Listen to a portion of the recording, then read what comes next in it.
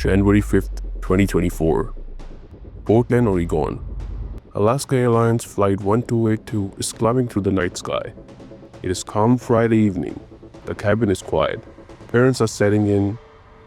A teenage boy in seat 26A puts on his headphones. This plane isn't just safe, it is brand new. It rolled off the assembly line just 8 weeks ago. It has logged less than 150 flights.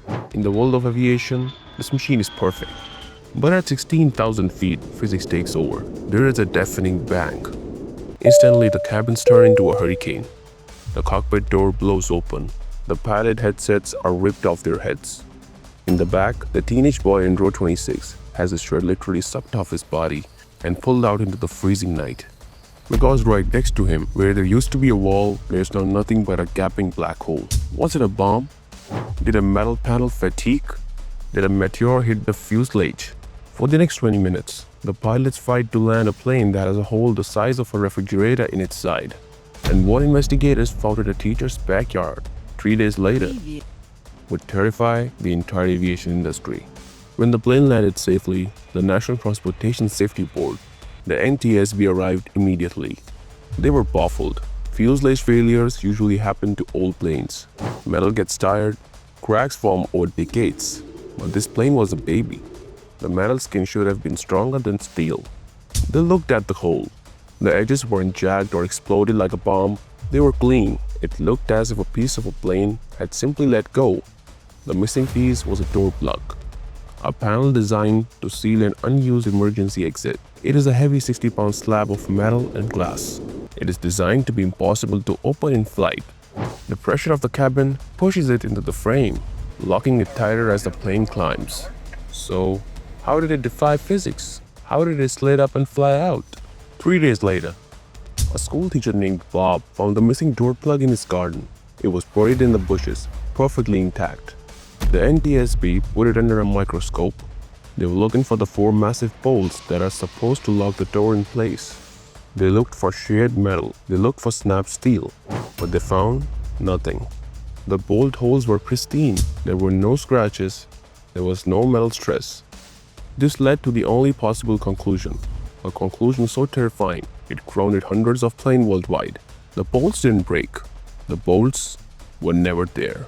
The investigation turned from the sky to the factory door. Investigators traced the plane's history back to Renton, Washington. Records showed that months earlier, the door plug had been opened to fix 5 damaged rivets. Mechanics had removed the 4 locking bolts to open the door. They fixed the rivets. They closed the door. But in the chaotic paperwork, there is no record of anyone putting the bolts back in. The plane left the factory. It passed the inspection. It flew passengers for 2 months. The only thing holding the door was gravity and friction. Until Flight 1282 hit a bump of turbulence, and the door simply slid up and vanished. It was a miracle that C-26A was occupied by a teenager wearing a seatbelt.